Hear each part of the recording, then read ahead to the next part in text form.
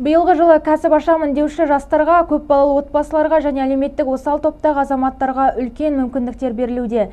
Атап айтсақ, сәуір айынан бастап жаңа бизнес идеяларды іске асыруға арналған қайтарымсыз грант тағайындалған. Мемлекеттік грант мөлшері 1.225.200 теңгені құрайды. Айта кету керек, бұған дейін мемлекеттік гранттарға барлық санаттағы азаматтар үміткер бола алса, биылдан бастап тек 29 жасқа дейінгі жастар мен әлеуметтік осал топтарына жататын жандар ғана іліге алады.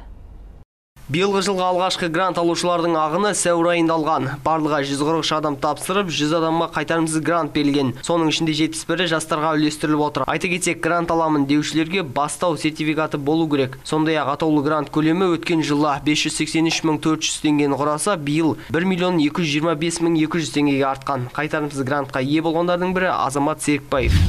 Мен бизнес бастау программасына жастармен қатысып, 29 жасқа дейін. Сол грантты отып, мені Шымкент қаласынан балмұздақ аппаратын алдым. Осы аппаратпен бизнес жасап жатырмын. Шүкір, жақсы. Осы балмұздақ аппаратымен жасап, және коктейль өндірем.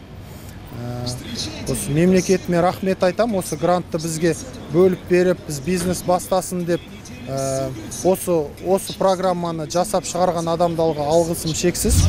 Атаулы қайтарымсыз грантты жеңіп алған кәсіпкерлердің бірі көпбалалы әке Нұрсат Қонысбаев. Ол бүгінде жылқы малынан саумал сауып, қымыз сапырып, қала тұрғындарын табиғи өніммен қамтып отыр. Айтуынша, кәсіпкерлікке дейін саудагерлікпен айналысып, құрылыс саласында жұмыс жасаған. Бүгінде қайтарымсыз гранттың арқасында табыс тауып отырғанын айтады. Сәуір бірінен негізі грант бойынша қатысқанбыз.